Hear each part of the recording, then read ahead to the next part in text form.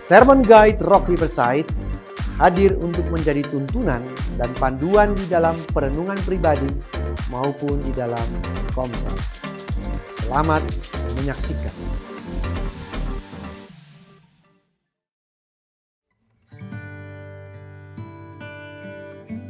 Shalom Bapak Ibu, jumpa lagi di dalam Sermon Guide Rock Riverside Community Center bulan Maret, minggu yang ketiga.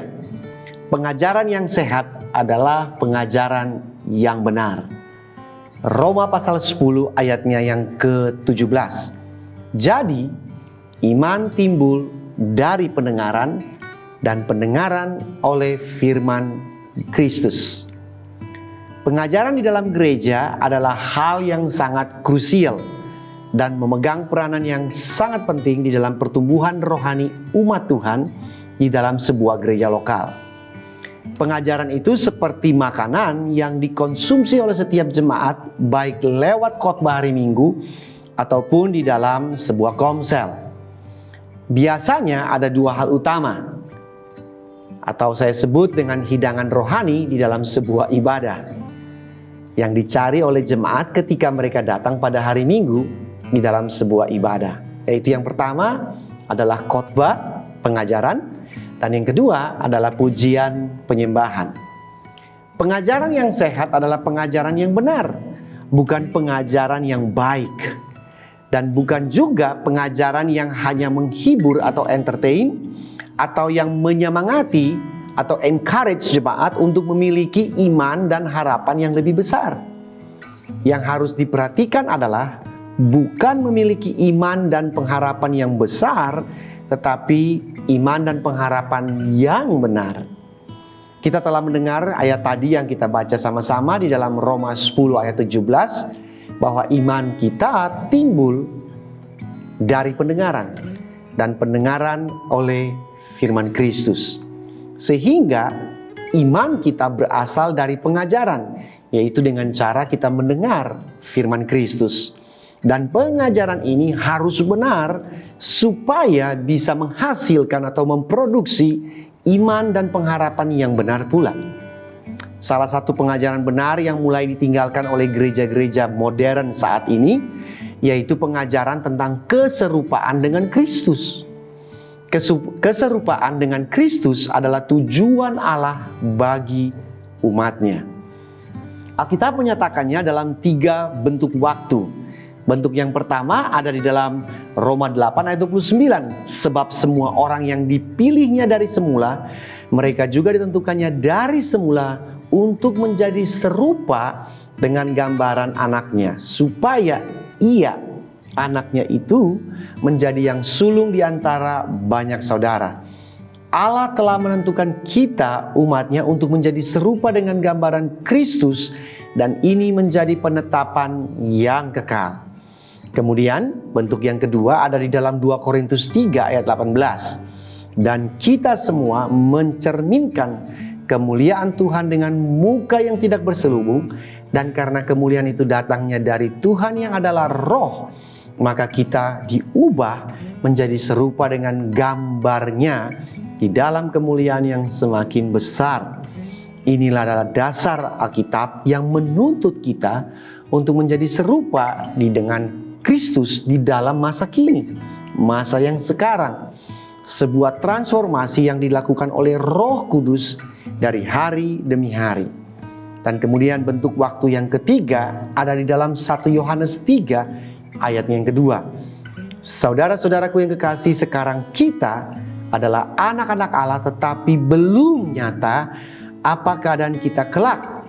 Akan tetapi kita tahu bahwa apabila Kristus menyatakan dirinya, kita akan menjadi sama seperti Dia. Sebab kita akan melihat Dia dalam keadaan yang sebenarnya.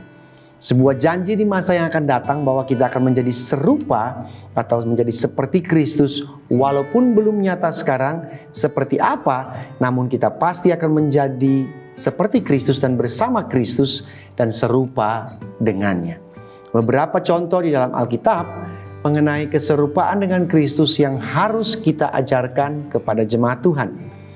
Yang pertama, keserupaan dengan Kristus di dalam kasih-Nya. Itu kita bisa baca di dalam Efesus 5 ayat yang kedua.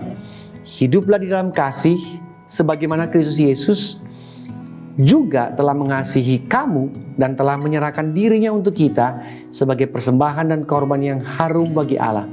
Mengasihi di dalam kasihnya yaitu kasih yang berkorban yang diperlihatkan di atas Kalvari. Yang kedua, keserupaan dengan Kristus di dalam pelayanannya. Injil Yohanes 13 ayat 14 sampai 15. Teladan yang diberikan oleh Yesus lewat pembasuhan kaki para murid ini bukan hanya menjadi sebuah ritual di dalam gereja, tetapi adalah sebuah perintah untuk melayani dengan tanpa memandang pekerjaan atau tugas seperti apa yang diberikan kepada kita. Dan yang ketiga adalah keserupaan dengan Kristus di dalam inkarnasinya.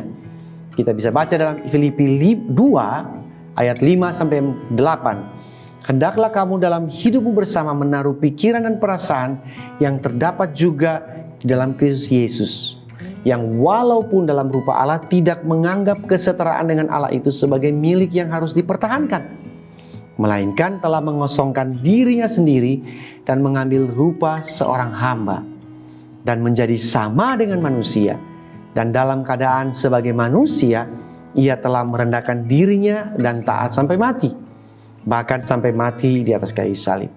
Pengajaran yang berfokus kepada Kristus yang telah diturun dari taktanya dan begitu merendahkan dirinya sehingga taat sampai mati di atas kayu salib. Pengajaran yang bukan mendorong jemaat untuk meninggikan diri dan mencari posisi atau status yang di atas. Dan keempat, keserupaan dengan Kristus di dalam misinya, yang saudara dapat baca di dalam Yohanes 17 ayat 18 dan juga dalam Injil Yohanes 20 ayat 21. Sebuah pengajaran yang berfokus bukan kepada mementingkan dan menyamankan diri sendiri, tetapi kita mau diutus untuk masuk ke dalam dunia orang lain yang beresiko mengusik kenyamanan kita sendiri. Nah, semua hal di atas hanya menjadi mungkin bisa dilakukan jika Roh Kudusnya ada di dalam kita dan memampukan kita untuk menggenapkan tujuannya. Pengajaran yang sehat atau pengajaran yang benar adalah Allah ingin membentuk kita menjadi serupa dengan Kristus, bukan menjadi serupa dengan dunia dan semua berhala yang ada di dalamnya. Pengajaran yang menitik beratkan pada keilahian Kristus, sifatnya, karakternya, bukan bagaimana diri kita bisa mendapatkan lebih banyak hal-hal yang bersifat kebendaan atau materi dan kita menjadi materialistik. Oke, sekarang kita akan masuk dalam pertanyaan untuk kita renungkan. Pertanyaan pertama, pengajaran yang seperti apa yang Anda paling favoritkan? Mengapa demikian? Yang kedua, jika keserupaan dengan Kristus merupakan sentral dari pengajaran di dalam gereja, maka apa pandangan Bapak Ibu mengenai hal ini? Dan yang ketiga, dari beberapa contoh keserupaan dengan Kristus di atas tadi, contoh mana yang paling Anda gumulkan saat ini? Dan apakah ada jalan keluar di dalam pergumulan Anda tersebut? Nah, itu pertanyaan yang kita renungkan dalam minggu ini. Selamat merenungkan dan selamat mempraktekkan firman Tuhan dalam minggu ini. Sampai jumpa di Sermon Guide minggu depan.